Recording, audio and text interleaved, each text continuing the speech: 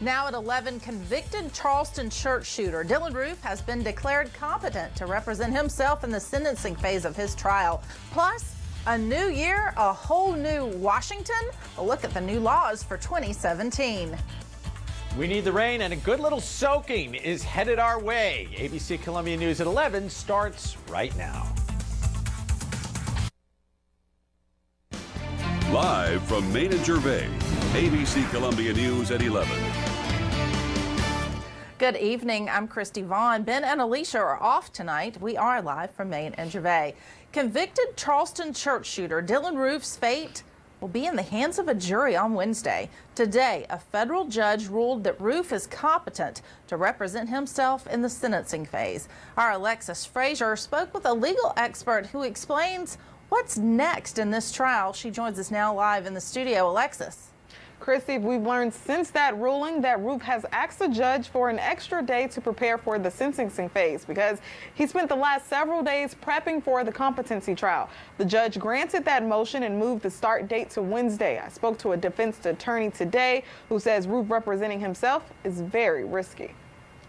That's the defense lawyer's job in this case, is to try to save his life. A unanimous decision by 12 jurors, finding Dylan Roof guilty of murdering 9 church members at Emmanuel AME in Charleston. Now Roof is heading into the sentencing phase of this trial, where he will be representing himself. Defense attorney Pete Strom says this isn't the best decision for someone in Roof's situation. You know, when you look at the facts of this, I mean, the facts are so bad, so bad that you'd have to think that given a normal process, the jury would certainly give death in this case. I mean, the aggravating circumstances are there. For example, the 2-hour confession tape where Roof said he was determined to kill black people. I thought about going to like a black festival or something like that, but they got security and stuff and you gotta wait for the date. You know, you can't do it whenever you're ready. The same jury that found him guilty is returning to court, where they are expected to hear from 38 family members of the 9 killed and 3 who survived Roof's wrath. However, Strom says considering the family's religious beliefs, Roof's life could be spared. We have no room for hate, so we have to forgive. Now, how's the jury going to react to that? I mean, we don't normally see that. Usually you've got victims who are angry and they want an eye for an eye, but here you've got very religious people. But if the family doesn't have the same feelings as in Roof's bond hearing, Strom says it could take a trained paralegal to spare his life. The government will put up their witnesses. He'll have a right to cross-examine them. And if you don't know how to do that, I mean, trained lawyers who don't do it every day, that's a tough thing to do, cross-examination. A lot of this stuff is very technical. Law is very, very complicated, and there are very fine lines in dealing with the death penalty statute. Roof says he doesn't plan on calling any witnesses or presenting evidence. Now, whether he's sentenced to death or not, legal experts say it's unlikely he will be executed anytime soon. The last execution in this state was in 2011. Again, Roof's sentencing trial is set to begin at 9:30 on Wednesday, where we will be live tweeting updates. Crysty, back to you. All right. Thank you so much, Alexis. Well, also out of Charleston, the state retrial of former North Charleston police officer Michael Slager has been scheduled to start March 1st.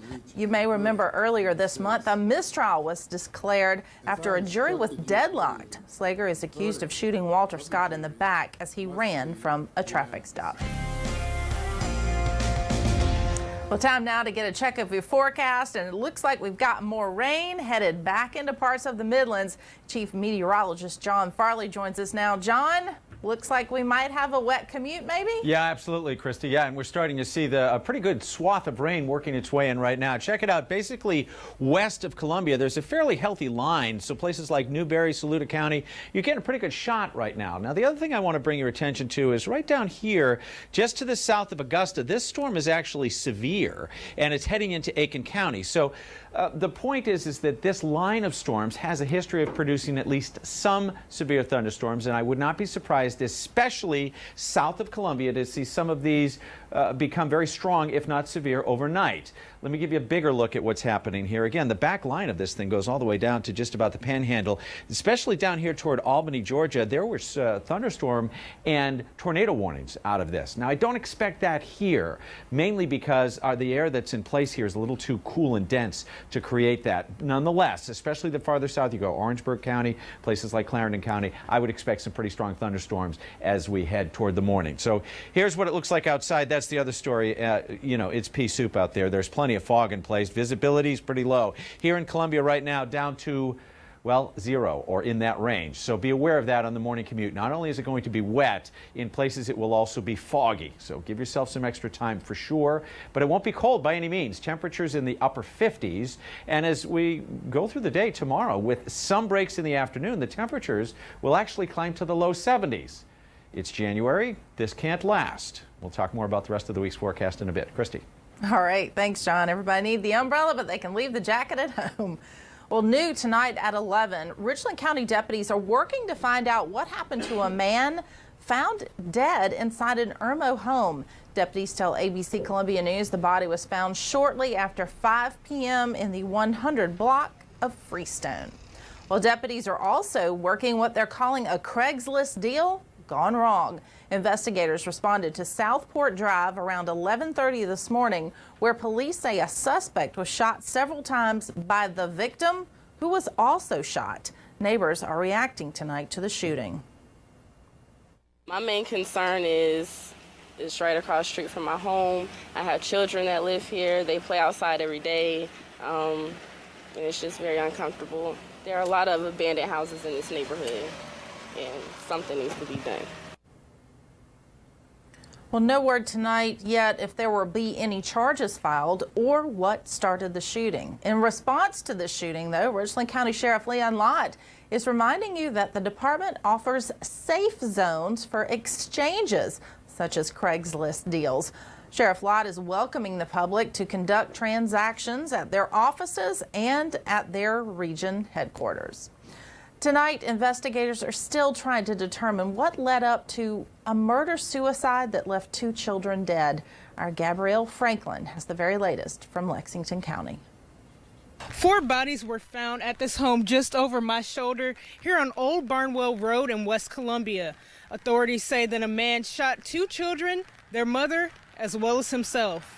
This appears to be just a tragic situation to start the new year. An apparent murder-suicide on New Year's Day. The Lexington County Sheriff's Department recovers the body of murder suspect Jorge Luis Chavez, along with the body of a woman and 2 young children who are believed to be his own. Right now, just following standard procedure. Obviously, this isn't a standard case, but we're just trying to piece together what happened inside that home. The Lexington County Coroner's Office identified the victims as 26-year-old Marissa Hope Reynoso and 2 of her children, 4-year-old Elijah Chavez and 1-year-old Ezra Chavez. With 2 young children here during the end of the holiday season, it's especially tough, and we're continuing to look into it. There are a lot of moving parts on this one, and our detectives are still at work seeing where this investigation is going to take us. But again, we don't have any reason to believe that there is any threat to the public here in this community in the Three Fountains area of Lexington County. Now, authorities say Reynoso also has an older child who was not in the home during the shooting. Autopsies are scheduled to be performed on the deceased starting tomorrow morning.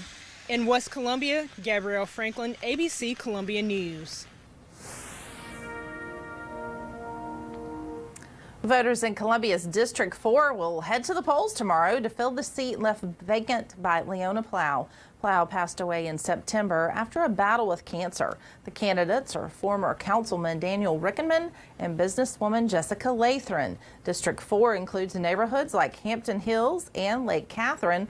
Polls are open tomorrow morning, 7 a.m. to 7 p.m. Well, the face of Congress is getting a new look for the new year. In Washington, the 115th Congress will be sworn in tomorrow. Republicans are the majority in both houses. Paul Ryan will remain Speaker of the House, and Mitch McConnell will continue to serve as Senate Majority Leader. Well, if you missed any of these stories, we have them posted on our website. Just log on to abccolumbia.com, plus download our ABC Columbia app. Well, the city of Columbia is hosting its 29th annual Dr. Martin Luther King Jr. celebration. It's set to take place Monday, January 16th at 4 at the Martin Luther King Jr. Park and Community Center. The celebration will include performances from Lower Richland High School, Claflin University's concert choir, and a speech from Claflin University President Dr. Henry Tisdale. Well, coming up next, a new you. The new year is here, so it's time to make good on all those fitness resolutions. We've got some tips to help you out. That's next, live from Maine and Gervais. A jury will decide whether convicted Charleston church shooter Dylan Roof should die for his crimes. The penalty phase of his federal trial begins tomorrow. We'll bring you the very latest on Good Morning Columbia starting at 5 a.m.